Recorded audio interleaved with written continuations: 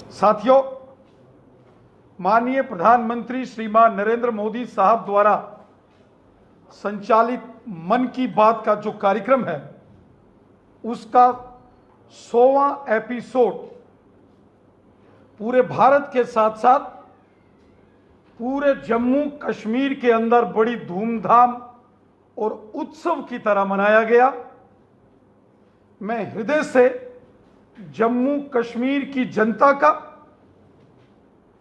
जम्मू कश्मीर के भारतीय जनता पार्टी के कार्यकर्ताओं का, जम्मू कश्मीर के अंदर सामाजिक और धार्मिक संगठनों के नेताओं का, जम्मू कश्मीर के अंदर non governmental organisations, student organisations और उन सभी साथियों का हृदय से धन्यवाद करता हूं जिन्होंने माननीय प्रधानमंत्री नरेंद्र मोदी साहब के 100वें मन की बात के कार्यक्रम को बड़ी धूमधाम और उत्सव की तरह बनाया। पूरे जम्मू कश्मीर के अंदर 5,500 से ऊपर स्थानों पर मन की बात का 100वां एपिसोड भव्य तरीके से आयोजित किया गया और लगभग 6.5 लाख लोगों ने मन की बात के कार्यक्रम को सामूहिक तौर पर इकट्ठे होकर अपने अपने स्थानों पर सुना है, जिसके लिए मैं जम्मू कश्मीर की तमाम जनता का हृदय से धन्यवाद करता हूं और आभार व्यक्त करता हूं उन सभी अपने साथी, सहयोगी, दोस्तों, पार्टी के कार्यकर्ताओं, सामाजिक कार्यकर्ताओं, सामाजिक संगठनों के कार्यकर्ताओं को जिन्होंने माननीय प्रधानमंत्री नरेंद्र मोदी साहब के मन की बात के 100वें एपिसोड को जम्मू कश्मीर के अंदर उत्सव की तरह मनाया। चारों दिशाओं में उत्सव ही उत्सव नजर आ रहा था और हम हृदय से धन्यवाद करते हैं माननीय प्रधानमंत्री नरेंद्र मोदी साहब का कि वो बार बार जम्मू कश्मीर के लोगों का भी मनोबल बढ़ाते हैं। हर बार जम्मू कश्मीर के सामाजिक कार्यकर्ताओं का जिक्र मन की बात में होता है और जब मोदी साहब का 100वां मन की बात का एपिसोड जब प्रसारित हुआ तो उसमें भी जम्मू कश्मीर के एक बहुत ही मेहनती एक श्री मंजूर अहमद साहब, उनसे उन्होंने बात की। उन्होंने किस प्रकार अपनी मेहनत के बल पर अपना कारोबार आगे बढ़ाया और कितने जनमानस के अंदर एक सहयोगी के नाते वो काम कर रहे हैं। ये बहुत बड़ी उपलब्धियां जो समाज के अंदर आम जनमानस करता है, आम जनमानस द्वारा किए गए महत्वपूर्ण कार्य जिनसे देश को और समाज को लाभ प्राप्त होता है, प्रेरणा मिलती है युवा पीढ़ी को, ऐसे किस्से प्रसंग मोदी साहब ने मन की बात के माध्यम से हमेशा देशवासियों के सामने रखे। कल 100वें एपिसोड में भी एक इतिहास बना। यहां गिनीज बुक का वर्ल्ड रिकॉर्ड में मोदी साहब के मन की बात के कार्यक्रम को स्थान मिला है। इस प्रकार का आयोजन अपने आप में अतुलनीय कार्यक्रम है, अपने आप में रिकॉर्ड कायम करने वाला एक कार्यक्रम जिसमें किसी देश के राष्ट्राध्यक्ष ने लगातार 100 एपिसोड हर महीने में एक बार जनता से संवाद करना, ये पहली बार हुआ कि किसी राष्ट्राध्यक्ष ने लगातार इतने बड़े पैमाने पर अपने जनमानस के साथ संवाद किया। न केवल भारत में बल्कि दुनिया के देशों ने भी मन की बात के इस कार्यक्रम को सुना। यहां यूनेस्को के अंदर इसको प्रसारित किया गया, फ्रांस के अंदर यूनाइटेड नेशन जनरल असेंबली के अंदर, वहीं लंदन के अंदर भी, जहां इंग्लैंड के सरकारी दौरे पर माननीय केंद्रीय मंत्री डॉक्टर जितेंद्र सिंह साहब ने भी स्वयं इंग्लैंड के अंदर प्रवासी भारतीयों और वहां के रहने वाले जो लोग हैं उनके साथ मन की बात का कार्यक्रम सुना। मैं एक बार पुनः जम्मू कश्मीर की जनता का आभार व्यक्त करता हूं, जिनके सहयोग से पूरे जम्मू कश्मीर के अंदर भी रिकॉर्ड तोड़ कार्यक्रम हुए। और मैं बधाई देता हूं भारतीय जनता पार्टी की वो सारी टीम, हमारी प्रदेश की टीम, जो कि श्रीमान विबोध गुप्ता साहब के नेतृत्व में, इनकी देखरेख में पूरे जम्मू कश्मीर में लगातार काम कर रही थी, जिसमें नरेश सिंह जी, बीनू खन्ना जी, संजय बड़ू जी, अल्ताफ ठाकुर साहब, इन्होंने बहुत मेहनत की है। और उसके साथ साथ भारतीय जनता पार्टी के सभी वरिष्ठ नेता, जिलों के प्रभारी, सह प्रभारी तथा जिलों के अध्यक्ष, मंडल अध्यक्ष, मोर्चों के अध्यक्ष, शक्ति केंद्र प्रमुख और पोलिंग बूथों के अध्यक्ष, जो भारतीय जनता पार्टी के कार्यकर्ता हैं, सब ने बहुत मेहनत की है। मैं हृदय से सबका धन्यवाद करता हूं और सबसे निवेदन करता हूं कि यह परंपरा आगे भी इसी प्रकार रहनी चाहिए। हर महीने के आखिरी रविवार सुबह 11 बजे जब मोदी साहब द्वारा संचालित ये मन की बात का कार्यक्रम प्रसारित हो, तो सारे जनमानस को ये हमेशा सुनना चाहिए। ये बहुत प्रेरणा देने वाला, खासकर युवा पीढ़ी को, नौजवानों को प्रेरणा देने वाला, इंस्पायरेशन जिससे प्राप्त होती है, ऐसे मन की बात के कार्यक्रम को एक नियमित आयाम के तौर पर जनमानस को हमेशा आगे बढ़ाना चाहिए। मैं हृदय से सबका बहुत बहुत धन्यवाद करता हूं। रविंद्र रैना जी, प्रधानमंत्री मोदी जी के कार्यक्रम मन की बात के शुभ एपिसोड पूरे होने के लिए आपको मुबारकबाद है, लेकिन विपक्ष एक सवाल उठा रहा है कि आखिरकार जम्मू कश्मीर की जनता की मन की बात उसे कब पूरा करेंगे देश के प्रधानमंत्री? माननीय प्रधानमंत्री श्रीमान नरेंद्र मोदी साहब ने जम्मू कश्मीर की जनता की मन की बात को हमेशा सुना। मोदी साहब ने जम्मू कश्मीर के जनमानस को अपने सीने से लगाया। जम्मू कश्मीर के जनमानस का दुख, दर्द, तकलीफ अगर किसी ने समझी है और उसका समाधान किया है, तो वो हमारे यशस्वी प्रधानमंत्री श्रीमान नरेंद्र मोदी साहब हैं। मोदी साहब ने जनमानस की बात सुनी तो जम्मू कश्मीर में पश्चिम पाकिस्तान के विस्थापितों को अधिकार मिले, पीओजेके के रेफ्यूजीज को अधिकार मिले, उनकी बातें, उनकी जो महत्वपूर्ण विषय थे वो सुने गए।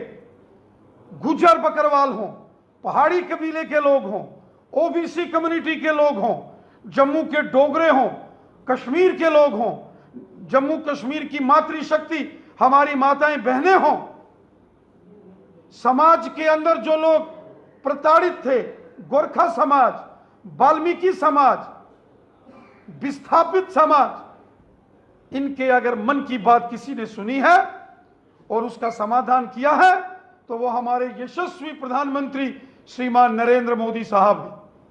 आज जम्मू कश्मीर के अंदर जो विकास के बड़े बड़े कार्य हो रहे हैं, एम्स जैसे बड़े बड़े हॉस्पिटलों का निर्माण, 2 एम्स जम्मू के सांबा में, कश्मीर के अवंतीपुरा में, 9 medical colleges, flyovers, ring roads, गांव गांव में सड़कों का जाल, बिजली, पानी, स्कूल, हॉस्पिटल्स, गरीब लोगों को फ्री राशन, गरीब लोगों के मकान बनाए गए, प्रधानमंत्री आवास योजना, गरीब लोगों के घरों में टॉयलेट, बाथरूम्स बनाने का काम मोदी साहब ने किया। गरीब लोगों ने जो हजार रुपया मासिक पेंशन, ये सब, और जो गोल्डन कार्ड 5-5 लाख रुपया, एक गोल्डन कार्ड से एक व्यक्ति को 1 साल इलाज के लिए, भगवान न करे कोई बीमार हो, लेकिन इंसान का शरीर है, बीमारी, कभी ना कभी आदमी बीमार होता है। हमने वो दौर भी देखा है जब सगे भाई की जेब में 100 रुपया नहीं होता कि अपने बीमार जेरे इलाज भाई की मदद करे। लेकिन मोदी साहब ने जो गोल्डन कार्ड आयुष्मान भारत योजना के तहत लाए, 5-5 लाख रुपया एक एक व्यक्ति को एक एक साल में, ये सब मोदी साहब की देन है। मोदी साहब ने सबके मन की बात सुनी है और सबकी समस्याओं का समाधान किया है। तभी तो मोदी साहब 140 करोड़ हिंदुस्तानियों के दिल में बसते हैं। दिल में। वाले कह रहे हैं उनका भी 80% काम हुआ है, 20% काम उनका बकाया है, उनका भी 80% काम हुआ है, 20% उनका काम बकाया है। देखिए, हम सब जानते हैं कि 70 साल गुलामी की जंजीरों में पश्चिम पाकिस्तान से आए विस्थापित समाज के लोगों को गुलाम बना के रखा गया था। उनको कोई अधिकार नहीं थे। यह नरेंद्र मोदी साहब की देन है कि पश्चिम पाकिस्तान के विस्थापितों को आज जम्मू कश्मीर के अंदर पूर्ण नागरिकता के अधिकार मिले हैं। जो पाकिस्तान के कब्जे वाले जम्मू कश्मीर से 1947, 1965 और 71 के जो विस्थापित हैं, उनकी भी अगर मन की बात किसी ने सुनी है, वो नरेंद्र मोदी साहब ने सुनी है, भारतीय जनता पार्टी की सरकार ने सुनी है। जम्मू रीजन हो या कश्मीर घाटी के लोग हों, शहर के हों या गांव के हों, हिंदू हो, मुसलमान हो, सिख हो, ईसाई हो, गुजर बकरवाल हो या पहाड़ी कबीले के लोग हों, सबके मन की बात अगर किसी ने सुनी है वो मोदी साहब हैं। और इसीलिए तो जनमानस के दिल में मोदी साहब बसते हैं और जन जन बोलता है हर हर मोदी, घर घर मोदी। राज्य का दर्जा और जम्मू कश्मीर में चुनावों के मन के वाले लोगों की कब सुनेंगे? पूर्ण राज्य का दर्जा जम्मू कश्मीर में जब भी विधानसभा के चुनावों की प्रक्रिया शुरू होगी, उसका निर्णय चुनाव आयोग ने करना है। भारतीय जनता पार्टी पूरे तरीके से तैयार है। जिस तरीके से 30 अप्रैल रविवार को मन की बात 6.5 लाख से ऊपर लोगों ने इकट्ठे होकर सुना, जम्मू रीजन में भी और कश्मीर घाटी में भी, मैं महसूस करता हूं कि अगर वर्तमान में जम्मू कश्मीर में अगर चुनाव हो, अगर चुनाव आयोग इस पर फैसला लेता है, तो प्रचंड बहुमत के साथ भारतीय जनता पार्टी की जीत होगी। जिस तरीके से जनमानस आज भारतीय जनता पार्टी के साथ। उमर अब्दुल्ला कह रहे हैं कि जम्मू कश्मीर में सबसे ज्यादा बेरोजगारी है और सड़क जो जगह है सड़कों पे है, बेरोजगार हैं, क्या कहेंगे? माननीय प्रधानमंत्री नरेंद्र मोदी साहब लगातार प्रयास कर रहे हैं कि जम्मू कश्मीर में यहां सरकारी तंत्र में लोगों को रोजगार दिया जाए, अपने दम पर कॉम्पिटिटिव एग्जाम्स क्वालिफाइड करके नौजवान आगे बढ़े। वहीं नए नए एंटरप्रेन्योर्स, नए नए स्टार्टअप्स, यंग एंटरप्रेन्योर्स, उनको भी बढ़ावा देने की प्रयास मोदी सरकार द्वारा हो रही है। जम्मू कश्मीर की जनता का समाधान सिर्फ मोदी साहब ही कर रहे हैं। इससे पूर्व की जो सरकारें थी, उनको एक बार अपनी अंतरात्मा में झांक के देखना चाहिए कि उन्होंने क्या किया। मोदी जी ने तो सबका साथ, सबका विकास, सबका विश्वास और सबका प्रयास, इस मिशन के साथ काम किया और सबको मिलकर आगे बढ़ाया। राणा साहब, अभी फारूक अब्दुल्ला ने एक प्रेस कॉन्फ्रेंस की है और उन्होंने ये कहा है कि G20 के जो इवेंट्स लद्दाख में हो सकते हैं, तो फिर जम्मू में क्यों नहीं? जो लोग जम्मू की बात करते थे, जम्मू के ठेकेदार बने थे और डोगरा डोगरा चिल्लाते थे, इस तरह के शब्दों का उन्होंने इस्तेमाल जो है वो किया है, वो आज चुप क्यों है? जम्मू को क्यों नजरअंदाज किया जाता है? क्या कहेंगे? G20 देशों का एक बड़ा सम्मेलन जम्मू कश्मीर में हो रहा है। ये अपने आप में एक बहुत ही स्वागत योग्य निर्णय केंद्र की नरेंद्र मोदी साहब की सरकार ने लिया है। G20 राष्ट्र समूह में बहुत बड़े बड़े देशों का नाम आता है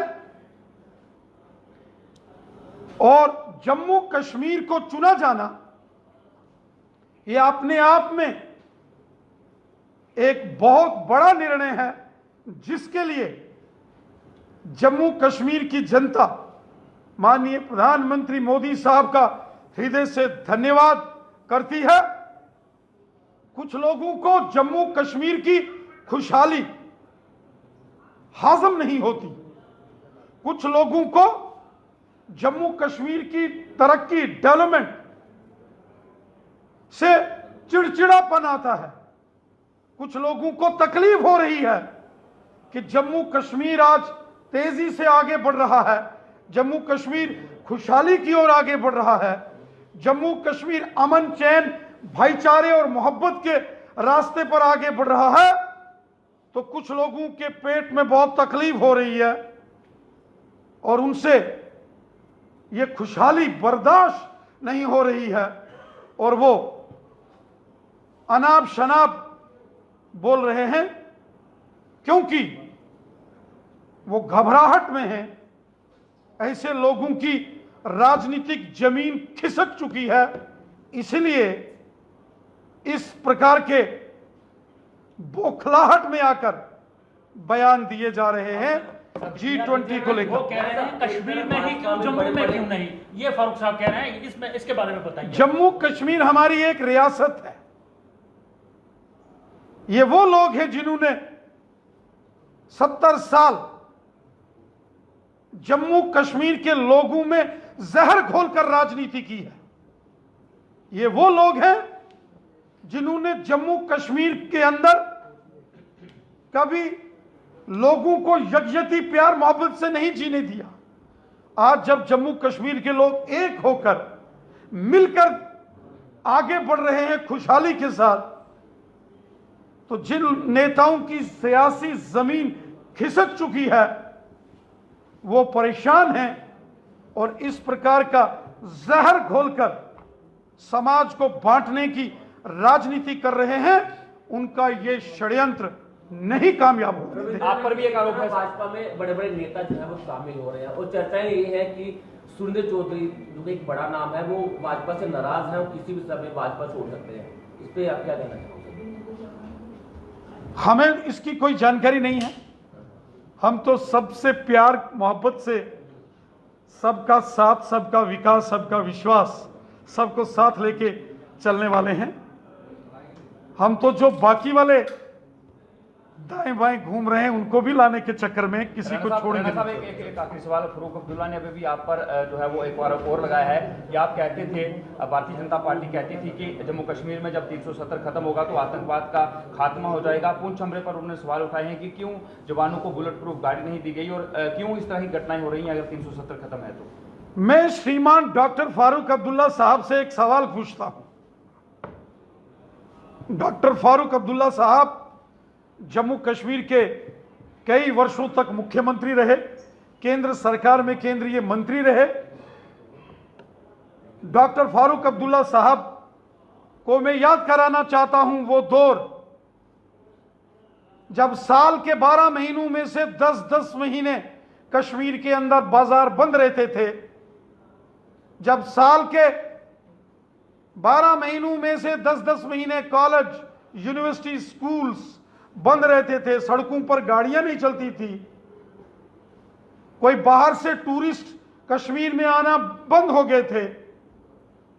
लाल चौक से लेकर कश्मीर के तमाम बड़े बड़े शहरों में सिर्फ बंद हड़तालें, उनका दौर चलता था।